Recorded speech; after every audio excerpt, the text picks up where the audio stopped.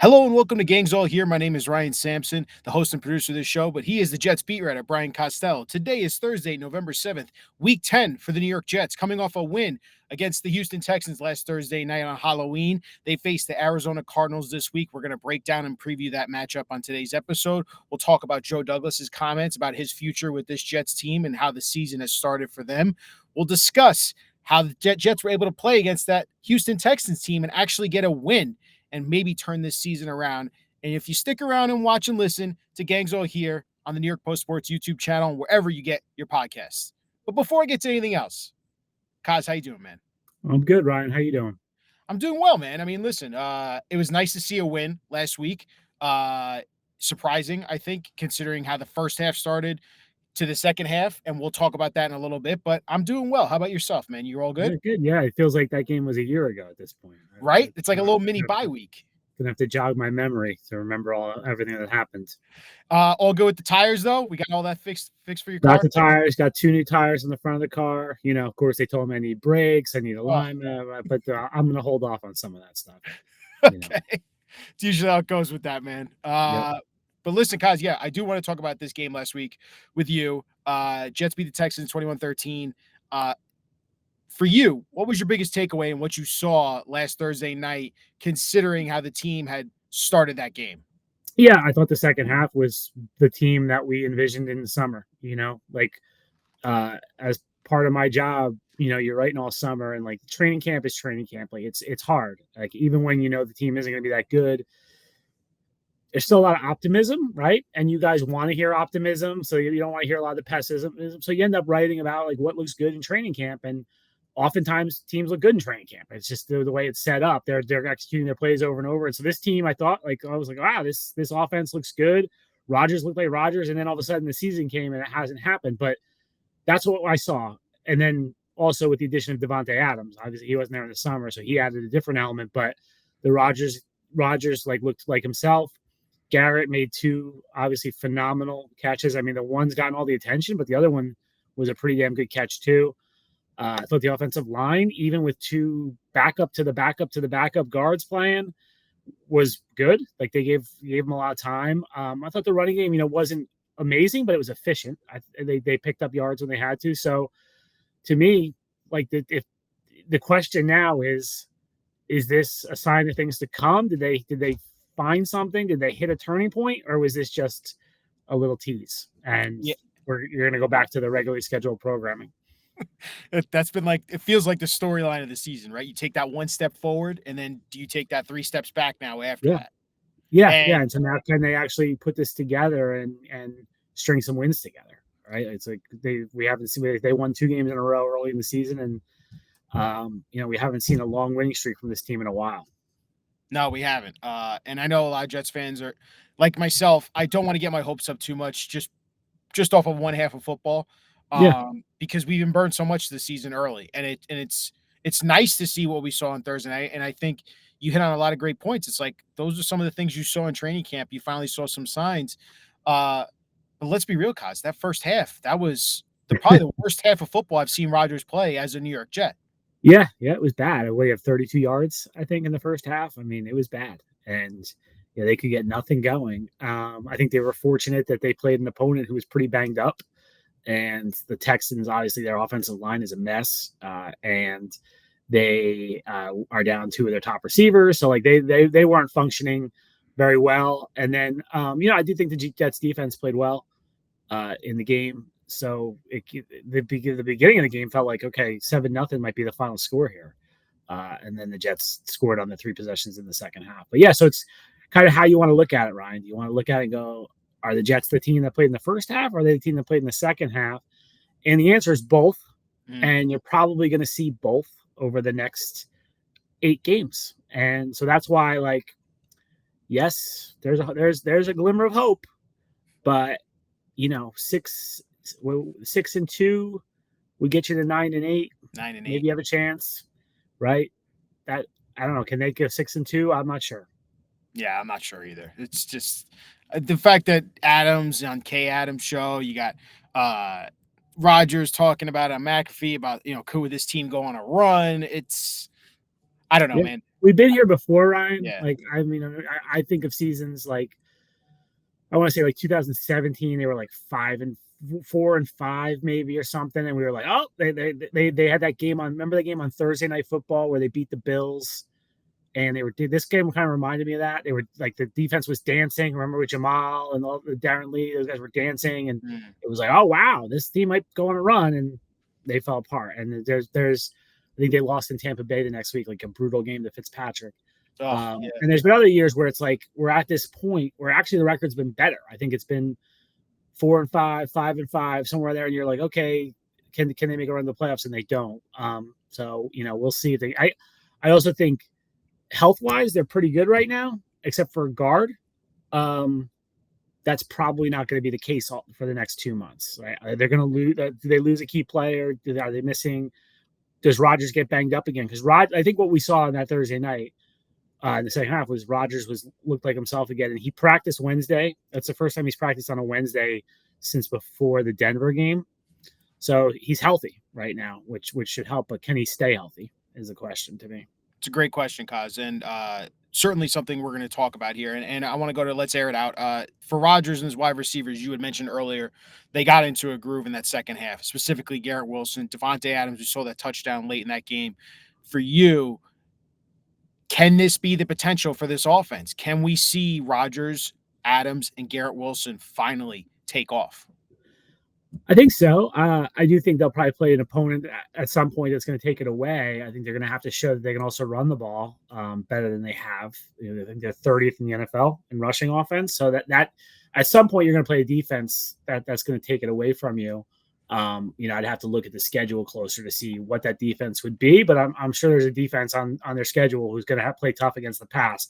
So, but yeah, I think you have to be encouraged with what you saw. And like the Devontae thing, I was not high on that trade, but it has opened things up for Garrett. I cannot pretend like it hasn't. Like it really has. The New England, we saw it with Gonzalez covering him, and then he took some of the attention from Stingley in Houston. And Garrett just seems to have a lot more space to operate in. Garrett and Rodgers seem to be on a much better page than they were earlier in the season.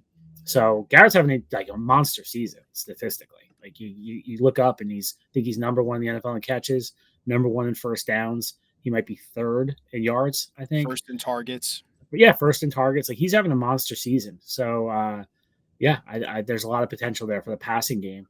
I don't know. I'm sure we're going to talk about the Mike Williams trade at some point, Ryan, because then that factors in as well.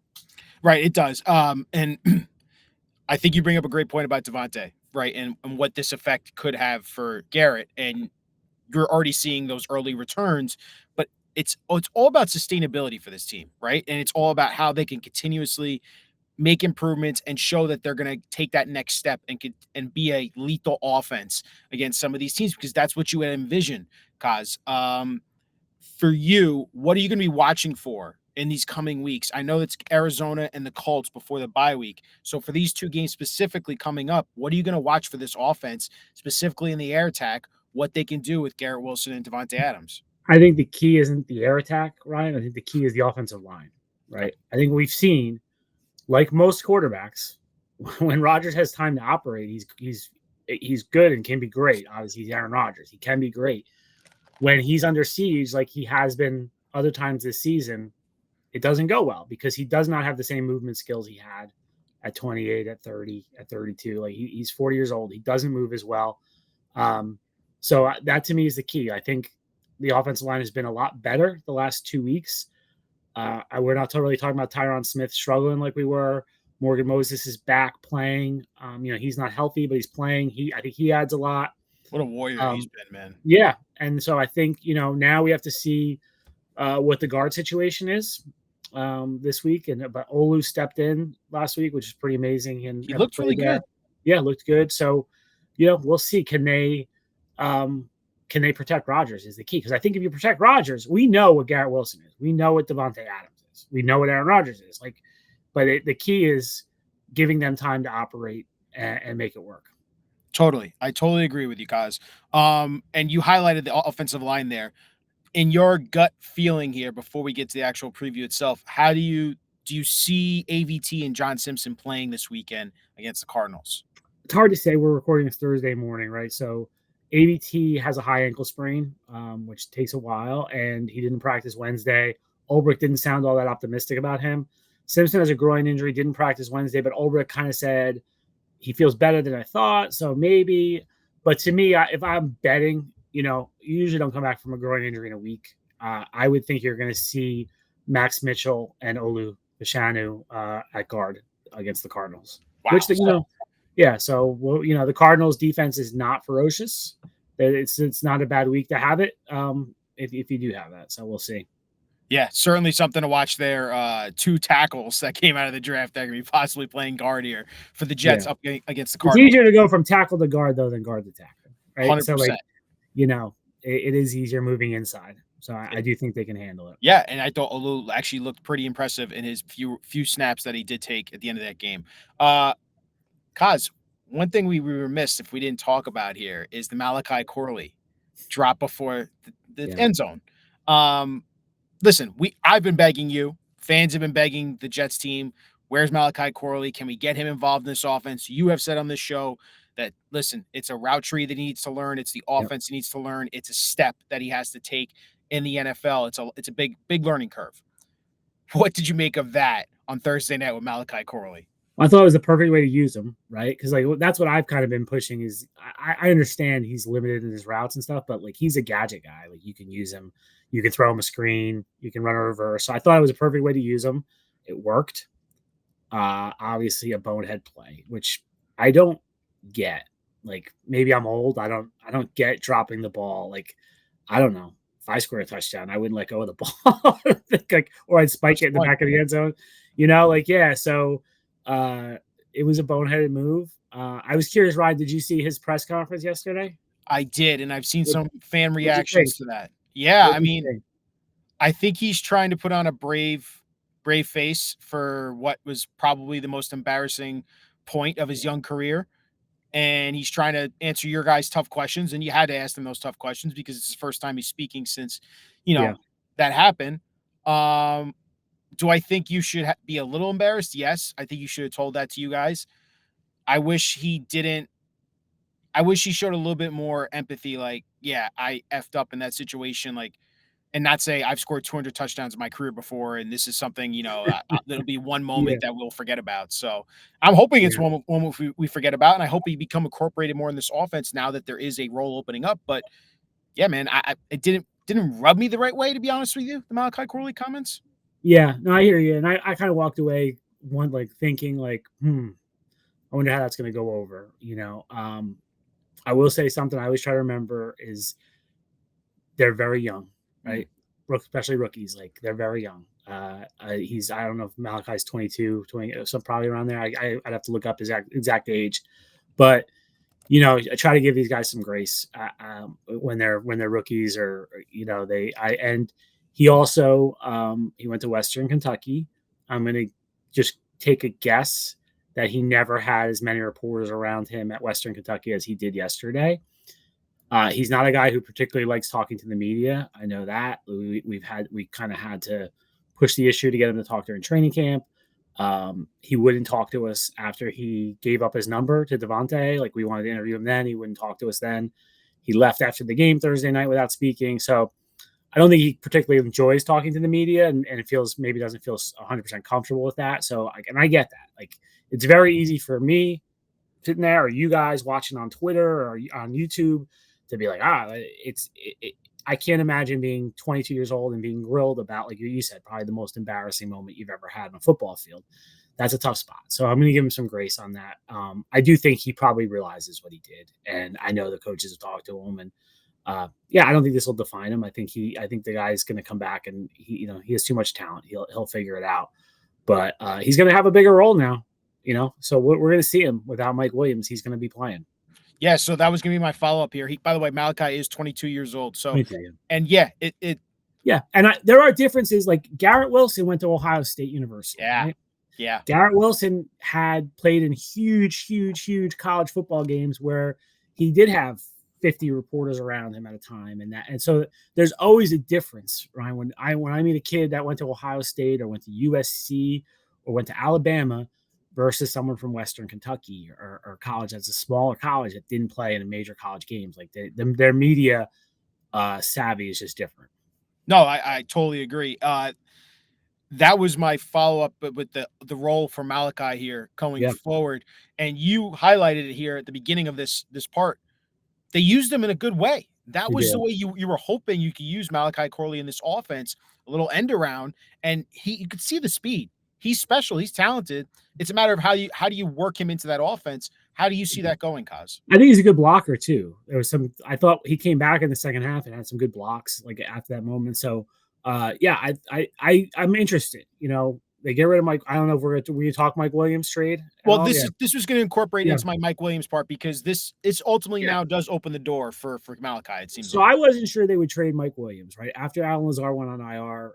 Obviously, I thought Mike Williams was gone after the Buffalo game, but then Lazar gets hurt, and you're like, okay, if they trade him, they've got the two studs at the top, and then a lot of question marks, and at least Mike Williams, as a professional NFL wide receiver, has been for a long time.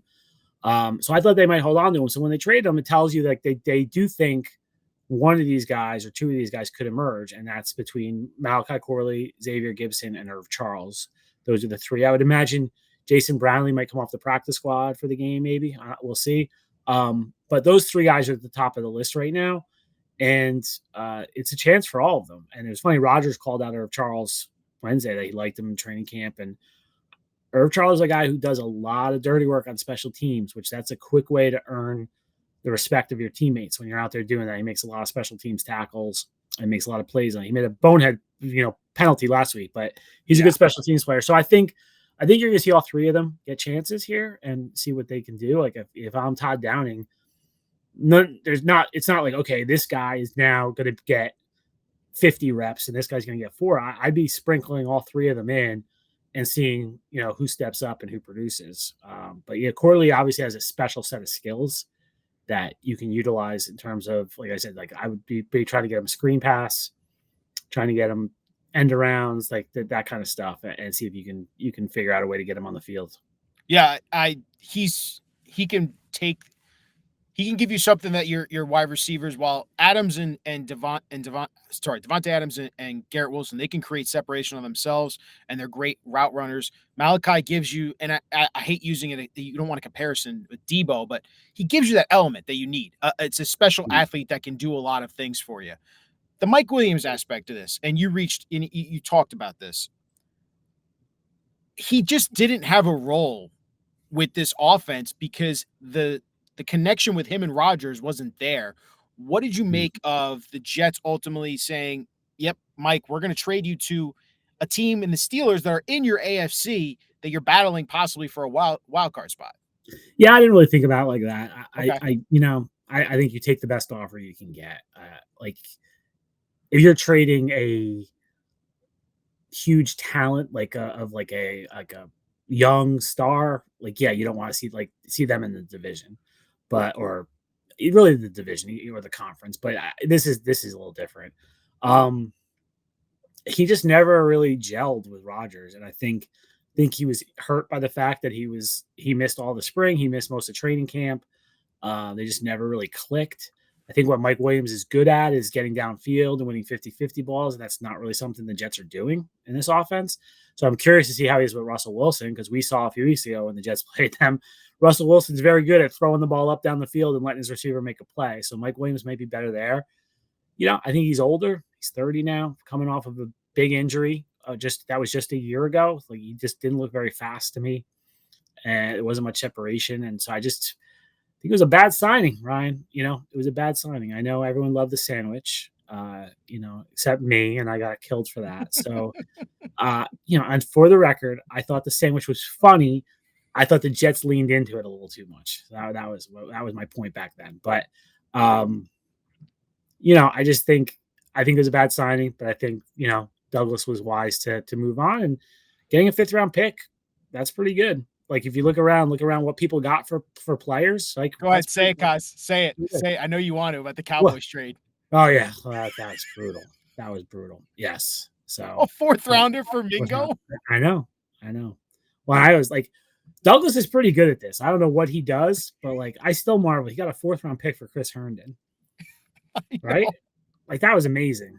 Got Like, two first-round picks for I Jamal Adams. yeah, I mean, at some point, I think I know we're going to talk about Joe later. Like Mhm. we're gonna be going over Joe's career at some point as a Jets GM, but he's very good at trades. Very good. He is.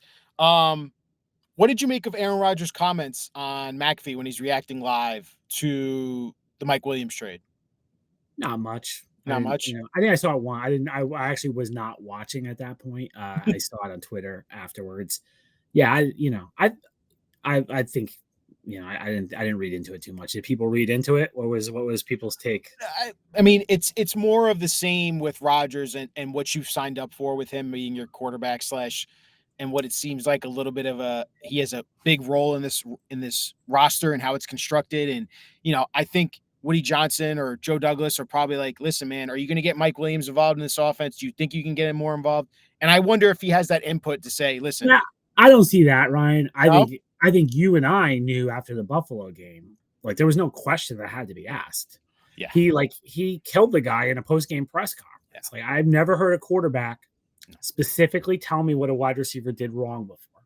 They'll say we weren't on the same page. We had a miscommunication. They'll say that kind of stuff. They will never say he was supposed to be on the red line. Like you guys, like I there was a lot of people that night were like, "What's the red line?" Like you never even heard that term before. So he like was specific. So you didn't have to ask a question after that. You knew Mike Williams was done, and then he didn't practice the next 2 days. So clearly, I think Mike Williams went to them and said, "I don't think he demanded a trade, but I think he said I'd like to get out of here."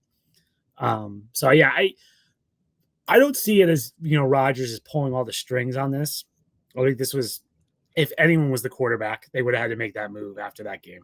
Wouldn't you agree, though, that this is a side effect, all besides the comments, which were massive after the Bills game, trading for Devontae Adams, that writing was on the wall with, listen, buddy, you've lost your role here completely now in this offense and getting any kind of those snaps that we were hoping Yeah, to give you. yeah. I mean, the Devontae trade was made basically, like from what I understand, it happened before the Buffalo game, like that weekend, and basically the agreement was we have to get through the game Monday night and make sure Aaron is good, like upright or not injured, and then we'll execute the trade Tuesday. So, yeah, I don't think that game influenced it, but yeah, obviously Devontae coming in changed Mike Williams' role, but then Lazard got hurt, so I do think he was going to have a decent role here for that. But weird, he's on the field, right? He just doesn't get the No, ball, and no. like he had basically, I think I remember one fourth down catch.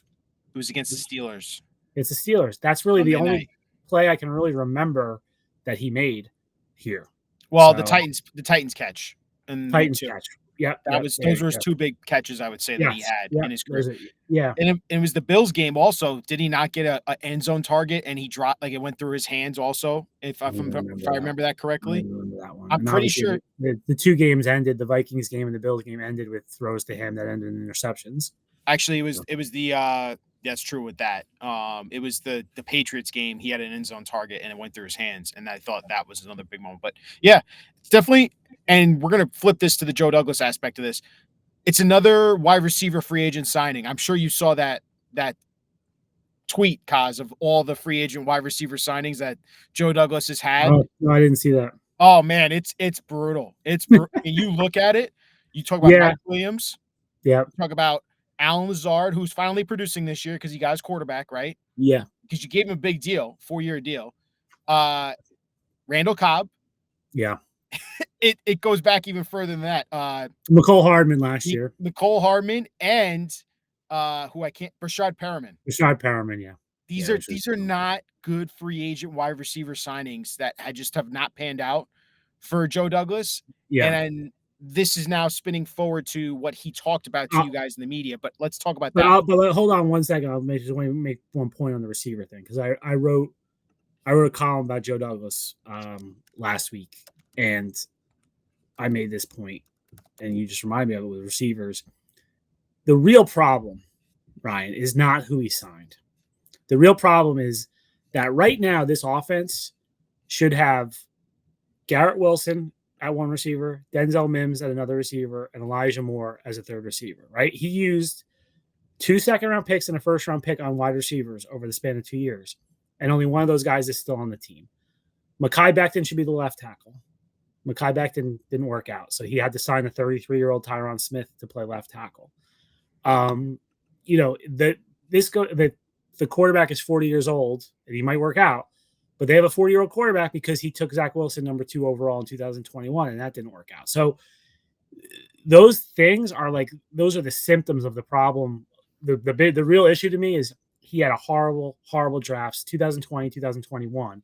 Obviously, 2022, he did a great job. And I think some of the other picks look like they're going to work out.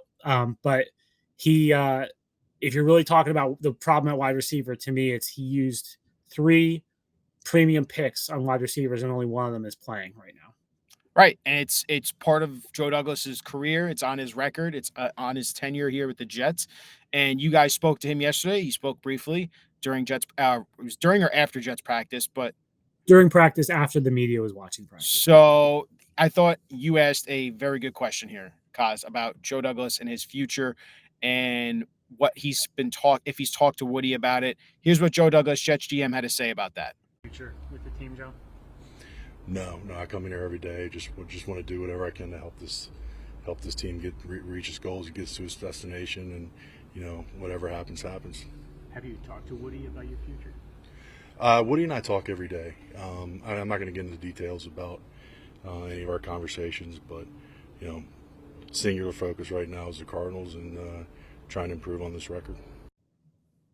Guys, when he says whatever happens, it gives me the sense, and considering Joe has no years left on his deal after this, I think he's probably not going to make it past this year as the Jets GM.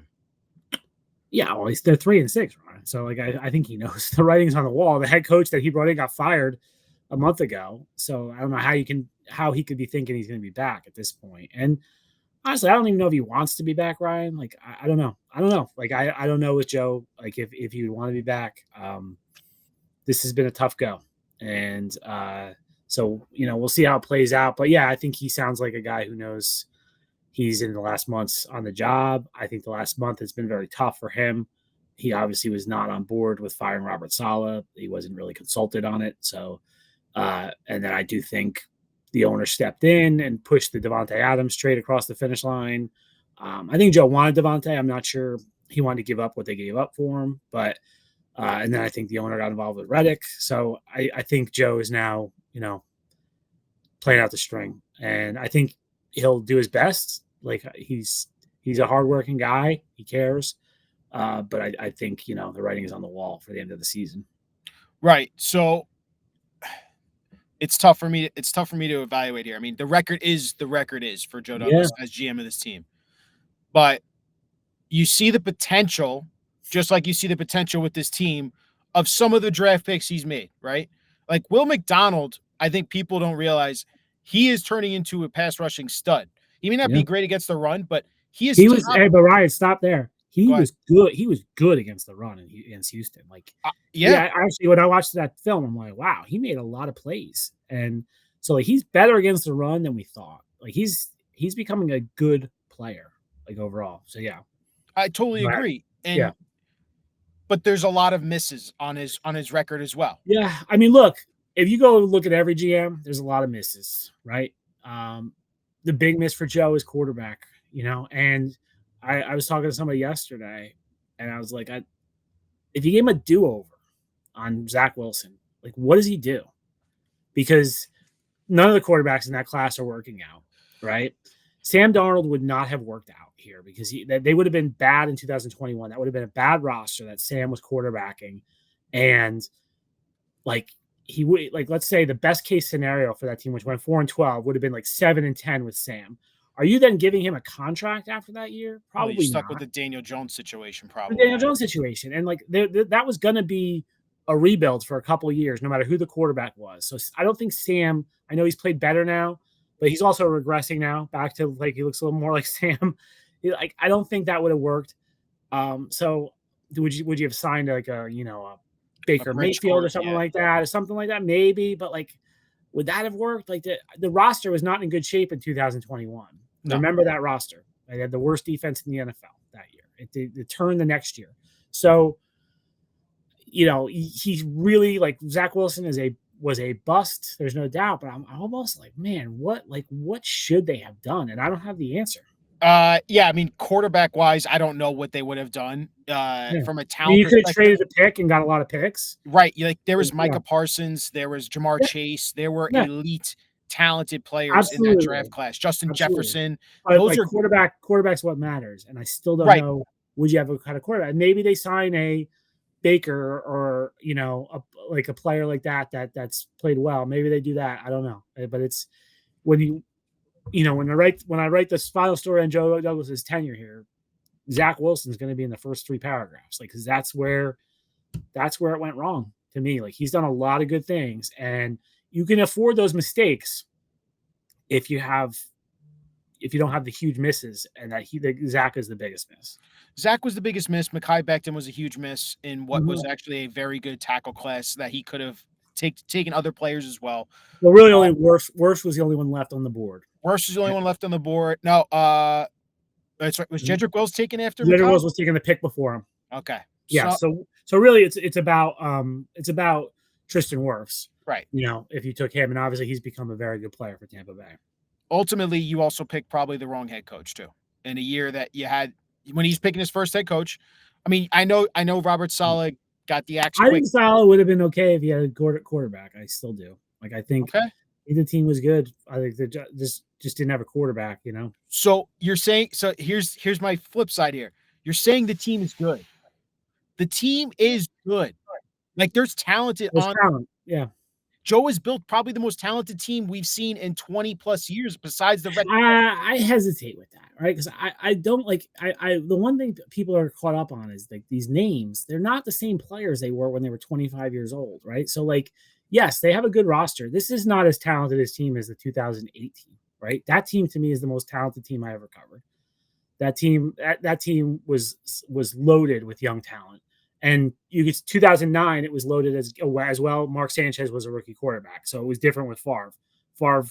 Healthy Favre was awesome, So healthy Favre has been better than what we've seen from Aaron Rodgers. The end of the Favre wasn't good, but so I don't. It's a good roster. I think it's been a little overstated because I think people say Tyron Smith and they go, "Oh my gosh, Tyron Smith," but he's not the same guy. I wouldn't say Tyron Smith is the person I'm saying most talented. What I would say is the young talent that you have put on this roster, because we've seen so much draft ineptitude from previous GMs. That's I think if you go back and you look at that era, the Rex, the Mangini Rex time, right, and you see Revis, David Harris, DeBrickashaw, Mangold, you throw in like Jericho Cotchery, you throw in Leon Washington, Dustin Keller, right, like. That group was better to me. This group's a little more flashy because Garrett and Sauce are in Brees are all like touch the ball a lot, but that roster was that 2008 team. I don't think people realize because the end was so bad. That 2018 was awesome team. Like I'm like if you talk to Mike Tannenbaum, he thinks that's the best team that he had. And even in the next 2 years, they went to the AFC Championship game. Right. So that's the team to me. So I think this roster is good. I think Douglas deserves credit for what he's done. I mean, he inherited a dumpster fire, and he turned the roster over. He's just the quarterback miss really killed him. Yeah, it just makes you wonder where this future of this franchise is going because, and we're going to talk about this game here in a sec. I wonder if the grass is not always greener. Like if you found a GM that can actually identify some talented players and get those flashy players in here, can you work with him? And can he get better? Can you get better as evaluators? Can you build some kind of culture here for this franchise? And that's what they've been desperately lacking for over 15 years. Is it with Joe Douglas? I don't know. It seems like the owner, and we could talk about this right now too. We just got a new president elected. Yeah. We know he's probably off to the UK. His brother, who's the one that hired Joe Douglas, Chris, how does Chris feel about this? Yeah, well, look, the UK thing isn't going to happen until next summer if it happens. Like, if you remember, Woody left in like August. I think he got appointed in June and left in August of 2017. So any decisions that you're talking about being made, Woody's going to make them. And Chris had input, but they're Woody's decisions. So that part of it. I just think with Joe, the record's tough, Ryan. Like, it's tough. I just don't know how you make a case. I understand what you're saying. He's done a lot of good things, but like the record is tough. it's hard to overcome that record when you look at it. And really, what does he have now? 30 wins, right? I think Yeah, barely 30. I think he's at 30, but 7 of those wins came in 2019 when really wasn't his team, right? McCagnon basically built that team, so it's been rough. He hasn't had a winning season, so yeah, I don't know. I just don't know if you can extend him off of that. We'll see. Maybe they have crazy momentum here in the last 2 months and they go on a crazy winning streak and everyone's feeling good and they do extend them. But I also think you have to look at it this way too, Ryan. I think this is part of it is if you're hiring, you're not going to have to hire a head coach, right? Unless you're keeping Ulbrich. But if you're hiring a head coach, part of that head coach's decision making is going to be who's the GM and how much stability do they have. If Joe is brought back for 2025, he's got a short leash. Like, it's not like, okay, Joe's back for the next 4 years. So I think it'd be a much more attractive job to a head coach if he's coming in with a first-year GM as well, and they're aligned, and he knows, okay, we're going to do this together, and we're going to sink or swim together, rather than, oh boy, what if this guy gets fired after a year, and I'm working for a different GM in 2026. Yeah. So that's part of this too. No, it's a good point by you guys. I think. Final question on the Joe Douglas part. Let's say they go on this miraculous run. They go 6-2 down the stretch. They make the playoffs or just barely miss the playoffs, right? Because they're 9-8, and how bad that start of the season was. Boy, is that the most brutal outcome possible? Yeah, absolutely. And it's going to happen. It's going to happen. It's absolutely what's going to happen. Is Joe Douglas back as GM if they go 9-8? I'd say no. Wow. Right now. Yeah. I don't think so. Because of what I just said, because of the coaching thing. I don't think I don't think 9-8 makes you feel like, oh, okay, all's forgiven. I think you gotta. I guess if they fall in love with Ulbrich, maybe that's a scenario where it happens and they run it back for a couple years. But I don't know. I think if you're starting over with a new head coach, you're probably starting over with a new GM too. Certainly fascinating, and thought that answer from Joe yesterday showed a lot of signs, and it looks like that's where it's going here. But we do have a football game to talk about here. Believe it or not, Jets Cardinals, 4:00 Sunday in Arizona. Coz, this feels like no matter what, if they keep building this season, if they want to keep this season going, they have to keep winning. So the season's on the line here for Rodgers. Every week we got a must-win game now, right? Every week now is a must-win week, right? So. Yep. For you, what are the biggest things you are looking forward to in this matchup between the Jets, who are now favored by -1? I thought it was even last night. It was even last night. It's now gone to -1 Jets. The line is completely flipped. It started off Cardinals -2, and now it's gone all the way to Jets -1. What are the things you are watching for in this Jets-Cardinals matchup? The run defense for the Jets. That's the key, right? So, because we were all home last Sunday, and we were watching Red Zone, and man, the Cardinals were running all over the Bears. I think they had 213 rushing yards. I think they're 7th in the NFL in rushing yards. So, that's been a weakness since that first Monday night in San Francisco, right? Teams have been running on the Jets, and I thought last week the Texans kind of got away from it. I thought first they didn't come out doing it enough. I was like, why are they throwing the ball so much? And then they were really successful running the ball, and then they got away from it. So to me, can the Jets stop the Cardinals' run game? That's the key to the game to me. I think the Jets will have success offensively. The Cardinals' defense isn't that great. And then the other part for the Jets' defense is containing Kyler. We've seen the last couple of weeks, Drake May, Jacoby Brissett, CJ Stroud all had pretty good days running the ball against the Jets. Now, Kyler's a different beast because the Jets are ready for it. I think those 3 guys I just mentioned, it was sort of the play would break down and they would scramble and get yards. The Jets are going to be playing a little more contained.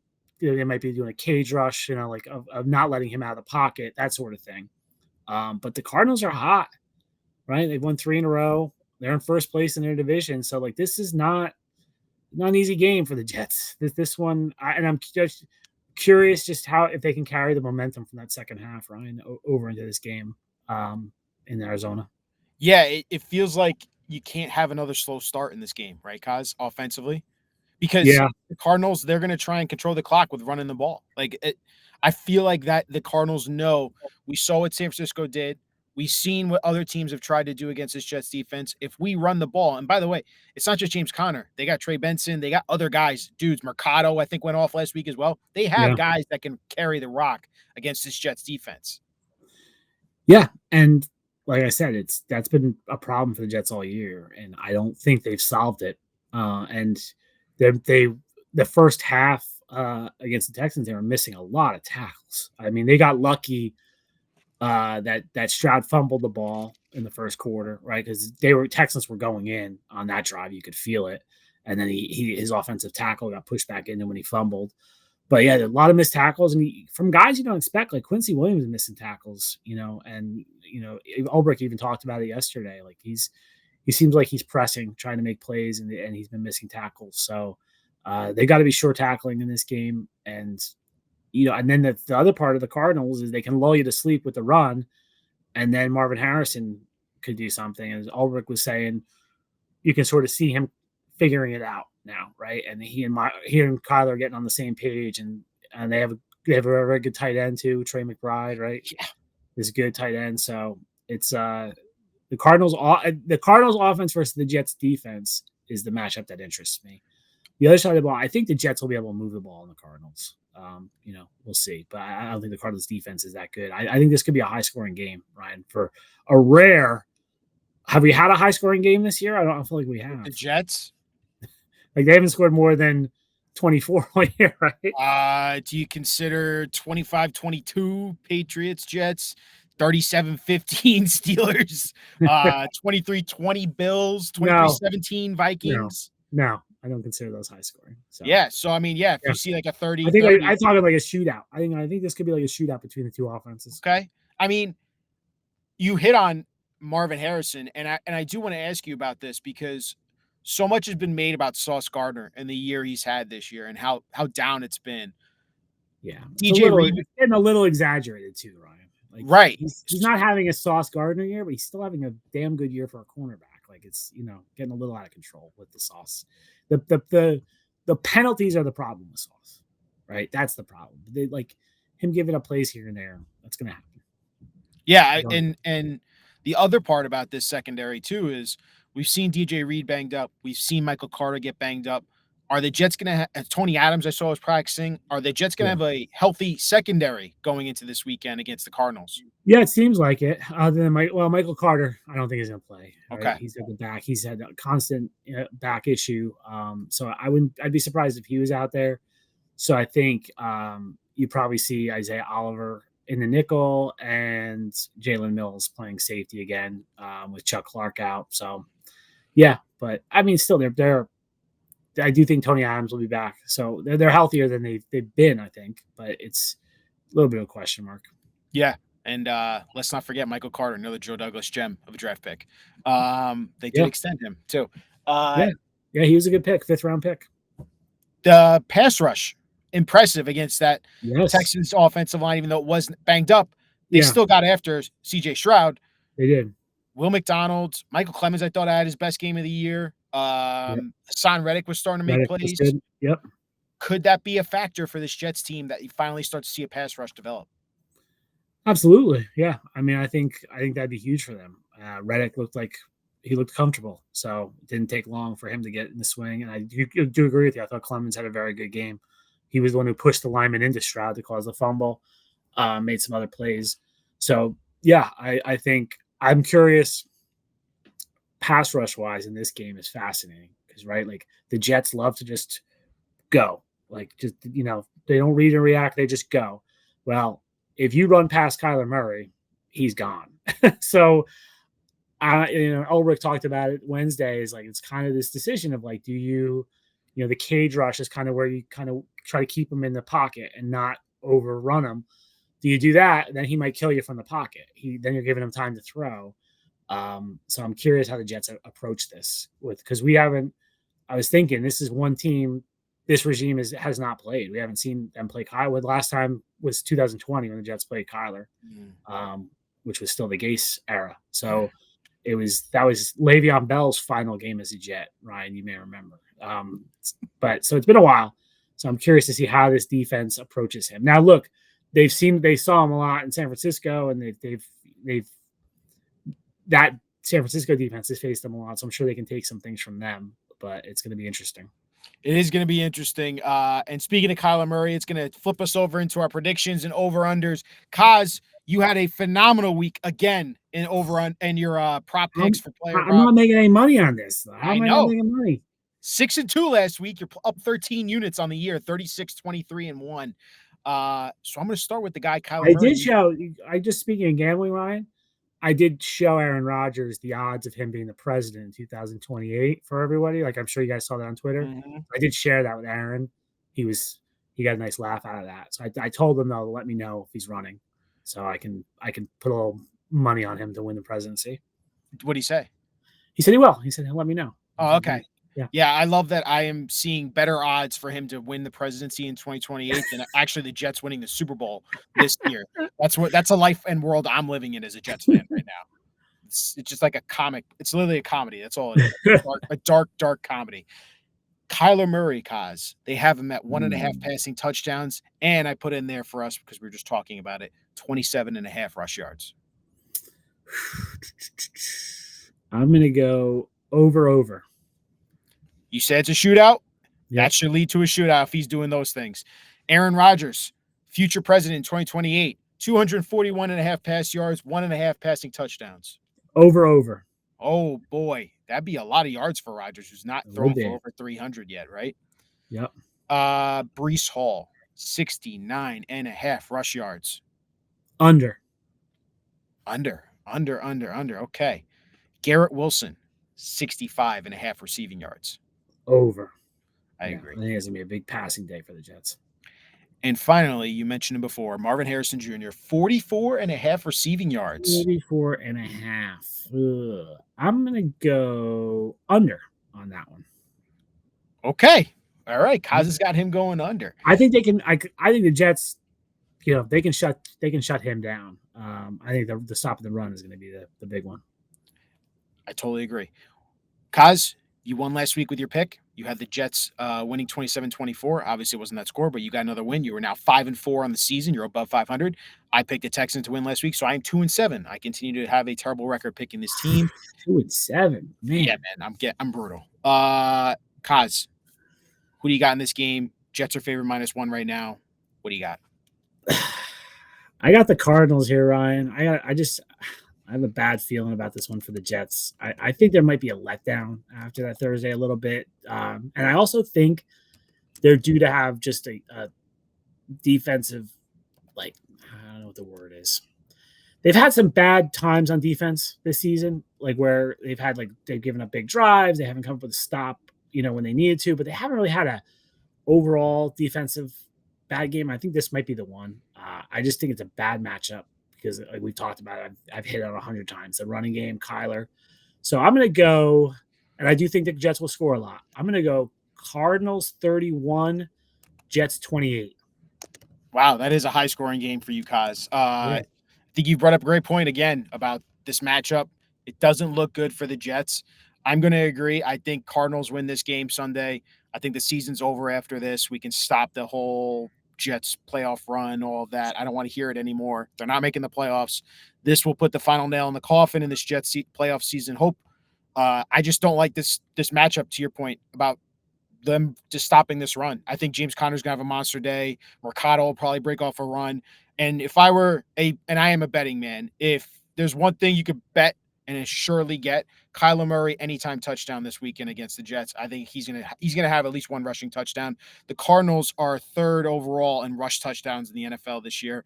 They're gonna try and score through the ground game. I got Cardinals. I'll go 34, even worse than more points than you said. Jets 24, 10-point loss. That's what I got. Wow. We'll see. I think I do think we're at a stage now where it's you look at the schedule, the Jets can win these games. They can lose. There's no games where you're they're going to definitely win that game. And there's no games where you're they're maybe Buffalo at Buffalo is one that it's hard to see them winning that game. But I still wouldn't say it's impossible. But so we're at the stage now where they can win any game. They can lose any game. And this is what this team is right now. surprise us on Sunday. Maybe we'll get the Jets will get a victory for us, and we have more to talk about and make this more entertaining as we get going during the rest of this season. It's gonna be we're gonna have to talk about hobbies if they lose this one, Ryan. We'll have to figure out what we want to talk about after this. This could be a crocheting podcast in a week. Oh my God, please not.